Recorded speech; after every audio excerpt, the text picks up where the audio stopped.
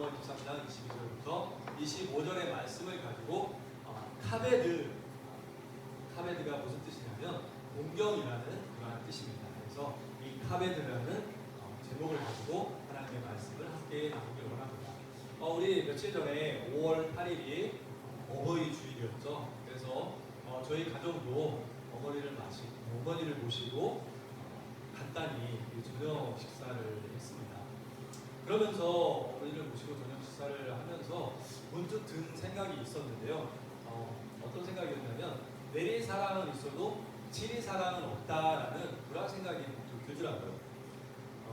그게 무슨 뜻이냐면 부모가 자식을 사랑하는 마음은 본능적이고 무한하지만 자식이 부모를 섬기는 마음은 그에 비해서 좀 부족하다, 보잘것이 없다라는 그러한 이야기겠죠. 그 이야기가 갑자기 생각나는데, 그런데 성경은 우리에게 뭐라고 얘기하고 있습니까? 바로 이 치사라, 부모님을 공경하라, 부모님을 사랑하라라고 이 성경은 오늘 우리에게 말씀해주고 있다는 것이죠. 그래서 잠언 23장 22절은 뭐라고 말씀하고 있습니까? 우리 다시 한번 읽어볼까요? 22절 시작. 너를 낳은 아비에게 청종하고 내 늙은 어미를 경히 여기지 말지니라 라고 이렇게 시작하고 있습니다. 자, 여기에서 우리가 주목할 점은요, 부모가 어떤 대단한 업적이 있기 때문에 부모를 공경하라라고 이렇게 말씀하고 있는 것이 아니라 부모님이 우리를 낳아주셨기 때문에 아무런 대가 없이 그 부모님을 공경해야 된다라고 말씀하고 있다라는 것입니다. 부모 공경은요, 단순히 어떤 유교적인 미덕이나 도덕적인 의무를 넘어서 우리 존재의 근원을 확인할 수 있는 그러한 일이기 때문인 것이죠. 부모님은 우리가 이 세상에 태어나기 전에 가장 먼저 만나는 하나님의 대리자라고 오늘 성경에서는 말씀해주고 있는 것입니다. 자, 프랑스에 이런 이야기가 있대요. 악마가 너무 바쁠 때는 자신의 대리자로 술을 보낸다라는 그러한 이야기가 있다고 합니다. 그렇지만 하나님은 우리의 대리자로 누구를 보내주셨다고요? 바로 부모님을 보내주셨다라고 말씀해주고 있는 것이죠. 자, 오늘 이 말씀을 통해서 왜 부모님을 섬기는 것이 하나님을 섬기고 공경하는 것의 연장선상인지, 그리고 그것이 우리 삶에 어떤 기쁨을 줄 수 있는지 오늘 말씀을 통해서 함께 살펴보고자 합니다. 자, 오늘 잠언 23장 22절부터 25절의 본문은 부모 공경이 왜 중요한 거에 대해서 세 가지 핵심을 우리에게 보여주고 있습니다. 23절에서는 이렇게 말씀하고 있는데요. 우리 23절 말씀 한번 같이 읽어보도록 하겠습니다. 시작. 진리를 사되 팔지는 말며 지혜와 훈계와 명철도 그리할지니라. 아멘. 자, 부모님은 우리에게 무엇을 주시는 분이라고요? 지혜와 명철을 주시는 그 통로가 되어진다라고 이렇게 말씀해주고 있습니다. 여러분, 짐승들, 동물들도요, 새끼들이 태어나서 누구를 통해서 살아가는 방법을 터득하게 됩니까? 그 엄마를 통해서, 그 부모의 모습을 통해서 어떤 것을 먹어야 될지 말아야 될지, 어떤 짐승이 위험한 짐승인지 해를 끼치지 않는 짐승인지 그 부모를 통해서 배우게 된다는 것이죠. 그래서 이런 이야기가 있습니다. 부모의 등은 자식의 거울이다라는 그러한 이야기가 있죠. 저도요, 우리 아버지 지금 돌아가시고 안 계시지만 우리 아버지의 그 삶의 모습을 통해서 성실이라는 것을 배웠고요. 어머니의 그 신앙의 삶의 모습을 통해서 신앙이라는 것은 바로 저런 것이구나라는 것을 배웠다는 것입니다. 여러분, 우리가 인생을 살아가다가 보면 어떤 것이 옳은 길인지 그른 길인지를 어떻게 알 수 있습니까? 어린이들은 그 길을 알 수가 없어요. 부모를 통해서 지혜를 배우고 부모를 통해서 옳고 그름을 배우게 된다는 것이죠. 그래서 부모는 우리에게 진리와 지혜를 전달하는 그러한 통로가 되어진다라고 말씀하고 있는 것입니다. 그러므로 여러분들, 부모님이 우리 자녀들에게 하시는 그 말씀이 훈계를 한다라고, 그것이 잔소리라고, 꼰대소리라고 우리가 그렇게 여겨서는 안 된다라고 지난 시간에도 제가 말씀드렸던 것 같습니다. 여러분, 항상 부모님은 여러분들이 잘 되게끔, 우리 모두가 올바른 길로 가게끔 인도해 주시고 이끌어 주시는 분이기 때문에 우리가 부모님의 말씀에 귀를 잘 기울일 때 우리가 세상의 곁길로 가지 않고 올바른 길로 갈 수 있게 되는 줄 믿습니다. 왜요? 부모님은 하나님의 대리자가 되어 주시기 때문에 그러한 것입니다. 우리 부모님의 말씀을 잘 경청할 수 있는 저와 여러분들 되어 주시기를 바랍니다. 자, 그리고 24절에서는 또 이렇게 말씀하고 있습니다. 우리 24절 말씀 다 같이 함께 읽어보도록 하겠습니다. 시작. 의인의 아비는 그게 즐거울 것이요 지혜로운 자식을 낳는 자는 그로 말미암아 즐거울 것이니라. 아멘. 자, 올바른 삶 자체가 부모님에게 무엇이 되어진다고요? 자식이 그릇된 길로 가지 않고 올바른 길로 갈 때 그것을 바라보는 부모 마음에 기쁨이 생겨난다라고 그렇게 말씀하고 있는 것이죠. 우리 여러분 아시는 분은 아시고 모르시는 분은 모르시지만 저희 큰아들이 오늘 제대를 했습니다. 오늘 제대를 했는데요. 무사히 몸 건강하게 제대를 해서 얼마나 기쁜지 몰라요. 여러분, 군대에 자식을 보낸 부모의 마음은 항상 어떤 마음을 가지고 있을까요? 물론 군대에 가서 열심히 성실하게 군 생활을 하는 것도 기쁘고 즐겁지만 건강한 몸을 가지고 군대에 들어갔다가 군복무를 잘 하다가 건강한 육신을 가지고 나오는 그 모습을 본 것처럼 정말 부모의 마음이 그것처럼 기쁜 그런 마음은 없을 것입니다. 그래서 항상 우리 부모님의 기쁨이 되어주는 것, 우리 자녀들이 올바른 길로 걸어갈 때 또 어긋난 길이 아니라 항상 부모의 말씀에 잘 순종해서 그릇된 길로 가지 않을 때 그것을 본 부모의 마음은 항상 기쁨으로 차 있다라고 성경에서 말씀해주고 있는 것입니다. 그럼 항상 부모님의 말씀에 그것이 잔소리가 아니라 부모님이 우리를 더 좋은 길로 인도하시게끔 만들기 위한 그러한 나를 사랑하는 그 이야기라고 생각하시고 부모님의 말씀을 잘 듣고 부모님께 기쁨이 되어지고 그것을 통해서 더 나아가서 하나님의 기쁨이 되어질 수 있는 저와 여러분들 되어주시길 바랍니다. 자, 25절에서는 뭐라고 이야기하고 있습니까? 우리 25절 다 같이 함께 읽어보겠습니다. 시작. 내 부모를 즐겁게 하며 너를 낳은 어미를 기쁘게 하라. 아멘. 부모를 기쁘게 하는 것은요, 나를 존재하게 한 그 뿌리를 긍정하는 그러한 것이 되는 것입니다. 부모를 잘 섬기지 못하고 괴롭게 하는 것은 부모를 힘들게 만드는 것뿐만 아니라 또 누구를 힘들게 만드는 거예요? 나를 창조하신 하나님을 힘들고 괴롭게 만드는 그러한 일이 되어지는 것입니다. 여러분, 우리가 마음을 다하고 뜻을 다하고 힘을 다해서 하나님을 사랑하고 그분을 찬양하고 그분을 높여드려야 함에도 불구하고 부모님의 말씀에 우리가 순종하지 못한다? 그것은 우리가 하나님을 온전히 섬기지 못하는 것과 동일한 것입니다. 그러므로 여러분들 항상 부모님 말씀에 잘 순종해서 하나님을 더욱더 기쁘게 해드릴 수 있는 하나님의 귀한 자녀 될 수 있기를 주님의 이름으로 간절히 축원을 드립니다. 아멘. 여러분, 성경에서 부모 공경은 하나님을 경외하는 것과 매우 동일한 그러한 의미를 가지고 있습니다. 하나님이 창조주이시기에 우리가 순종하듯 부모님은 우리의 생물학적인 창조주이기에 우리가 그 부모님의 말씀에 순종해야 될 줄 믿습니다. 여러분, 사도 요한은요 이렇게 이야기하고 있어요.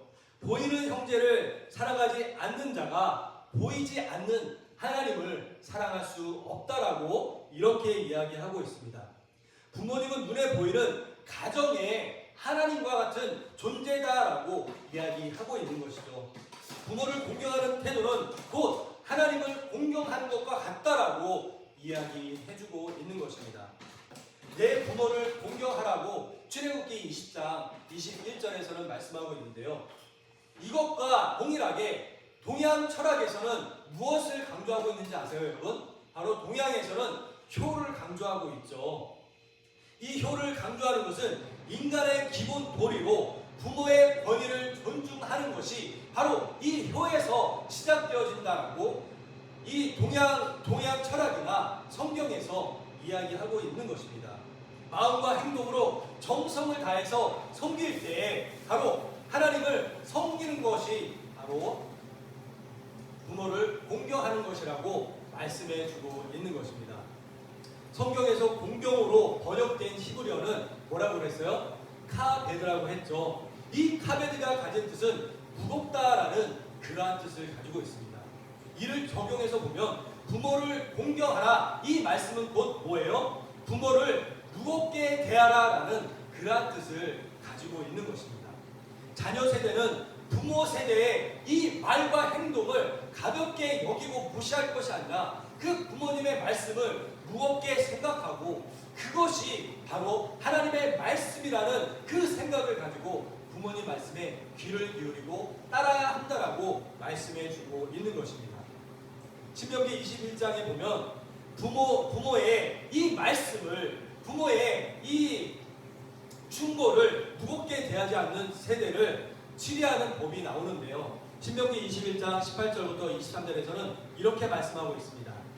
사람에게 완악하고 패역한 아들이 있어 그 아버지의 말이나 그 어머니의 말을 순종하지 아니하고 부모가 징계하여도 순종하지 아니하거든 그의 부모가 그를 끌고 성문에 이르러 그 성읍 장로들에게 나아가서 그 성읍 장로들에게 말하기를 우리의 이 자식은 완악하고 패역하여 우리의 말을 듣지 아니하고 방탕하며 술에 잠긴 자라 하면 그 성읍의 모든 사람들이 그를 돌로 쳐 죽일지니 이같이 내가 너희 중에서 악을 제하라 그리하면 온 이스라엘이 듣고 두려워할 것이다 라고 이렇게 말씀해주고 있습니다. 여러분 정말로 무서운 말 아닙니까?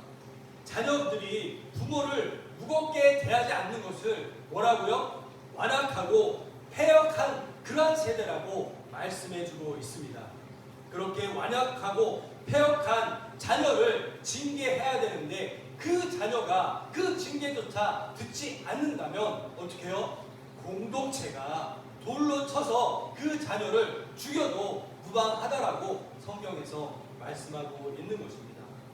부모 공경에 대해서 성경은 엄격하게 말씀하고 있다는 것이죠. 요즘 시대의 사회적 또는 법적 잣대로 재어보면 이것은 어떻게 보면 무지막지한 일이 될 수밖에 없습니다. 자녀가 처벌받는 게 아니라 오히려 부모가 처벌을 받게 되는 그런 일이 되겠죠. 그래서 요즘 세대는 부모가 자녀들에게 훈계조차 또 사랑의 매조차 드는 것을 너무나도 어려워하고 있는 그러한 시대 아닙니까? 더불어 요즘 시대는요, 복음이 잘 전달되지 못하는 그러한 시대인 것 같습니다. 예전에는 부모님을 따라서 부모님의 말씀을 듣고 교회에 나가서 열심히 신앙생활을 했다라고 한다면 요즘 자녀들은 부모님의 말씀을 잘 귀담아 듣지 않아서 교회를 나가지 않는 자녀들이 얼마나 많이 있는지 몰라요. 저 같은 경우도요, 어렸을 때 부모님에게, 저희 어머니 같은 경우에는 교회를 나가지 않으면 밥도 주지 않을 정도로 그렇게 엄격하게 신앙생활을 시켰거든요. 그래서 아마 오늘날 제가 이 목회자로서의 길을 걷고 있는 것이 바로 그러한 부모님의 엄격한 신앙생활 때문이 아닌가 싶습니다. 또 한 가지 기억나는 것이 있다면 저희가 막 이렇게 저희 이남 일녀거든요. 저희 가족이, 저희 아이들이 이렇게 고운하게 저녁에 잠을 자고 있는데 갑자기 막 어머니가 흔들어서 깨우는 거예요. 그래서 죄송합니다. 그래서 너무 졸린데 왜 깨우지 했더니 어머니가 뭐라고 하냐면 우리 가족 예배 드려야 돼, 저녁 예배 드려야 돼 하면서 저희를 막 흔들어서 깨워서 졸린 눈을 비비고 이렇게 예배를 드린 기억이 있습니다. 그런데 요즘 자녀들에게는 그러한 부모의 신앙이 잘 먹히지 않는다는 것입니다. 얼마나 안타까운 일인지 모릅니다. 그렇다고 우리의 자녀들이 지옥에 가는 것을 그냥 방치해야 되겠습니까? 신명기 6장 7절에서는 내 자녀에게 부지런히 하나님의 말씀을 가르치라라고 이렇게 우리에게 명령하고 있습니다. 복음은 예수 그리스도의 십자가 사건을 말씀으로 전하는 것입니다. 이 말씀을 전할 때요, 우리가 가벼운 우리 부모가 우리 자녀들에게 신앙의 본을 보이지 못하고 가벼운 그런 모습을 보이면서 우리 자녀들에게 이 복음을 가르치면 우리 자녀들이 듣겠습니까? 아니죠. 우리 부모들이 먼저 신앙생활을 올바로 한 그 모습을 보여주고 우리 자녀들에게 하나님의 말씀을 가르칠 때 그 말씀이 능력 있는 말씀으로 우리 자녀들의 그 마음 가운데 심겨지고 그 말씀을 통해서 우리 자녀들이 하나님을 잘 섬기는 그러한 자녀가 될 수 있다라고 오늘 성경에서는 말씀해주고 있는 것입니다. 여러분, 최근 조사에 따르면 노년기 부모의 고통의 1위가 뭔지 아세요? 바로 정서적 소외와 무시라고 합니다. 우리 자녀들이 우리 부모님들을 마치 투명인간 취급을 함으로 인해서 카톡을 보내도 받지 않고 문자 메시지를 보내도 받지 않고 아이고 귀찮아 하면서 우리 부모님을 마치 투명인간 취급하는 것에 있어서 우리 부모님들이 제일 힘들다고 하는 그러한 이야기가 있습니다. 왜 그런 안타까운 현실이 발생했어요? 우리 부모님들이 우리 자녀들에게 너무 가벼운 모습, 우리 자녀들에게 본이 되어지지 못하는 그러한 모습을 늘 보여줬기 때문에 우리 자녀들이 우리 부모님을 올바로 공경하지 못하는 그런 안타까운 현실이 우리 가정 가운데서 벌어지고 있다는 사실이죠. 저와 여러분들 이 가정의 달을 맞이해서 어떻게 하면 정말 우리의 가정이 주님 안에서 아름다운 가정이 되어질 수 있겠습니까? 부모가 자녀를 사랑하고 자녀가 부모를 공경할 수 있는 그런 아름다운 가정을 만들기 위해서는 어떻게 해야겠습니까? 오늘 이 잠언 23장이 우리에게 주고 있는 이 교훈의 말씀처럼 부모가 자녀들에게 올바른 신앙의 모습을 보여주고 그러할 때 우리 자녀들이 우리 부모의 그 신앙의 모습을 본받아서 올바로 하나님을 섬기고 그런 모습이 우리 가정 가운데서 이루어질 때 우리 가정이 주님이 세우신 가정으로서 믿음 안에 하나 된 가정으로서 더욱더 아름다운 가정으로 그렇게 세워져 가게 될 줄 믿습니다. 핵가족이 너무나도 팽배해져 있고 자녀들이 부모를 사랑하지 못하고 부모 또한 자녀를 사랑하지 못하는 이러한 지금 말세 지말의 이 세상 가운데서 우리가 하나님의 뜻을 다시금 이루기 위해서는 우리가 이 말씀에 더욱더 우리가 순종함으로 살아감으로 인해서 우리의 가정이 우리 무너진 가정이 다시 한번 믿음을 회복하고 하나님의 나라를 이뤄갈 수 있는 우리 주께 맡긴 교회가 되어주시기를 주님의 이름으로 간절히 축원을 드립니다. 잠언 23장 25절을 우리 마지막으로 한번 읽어보고 말씀을 마치도록 하겠습니다. 우리 함께 읽겠습니다. 내 부모를 즐겁게 하며 너는 나 어미를 기쁘게 하라. 아멘.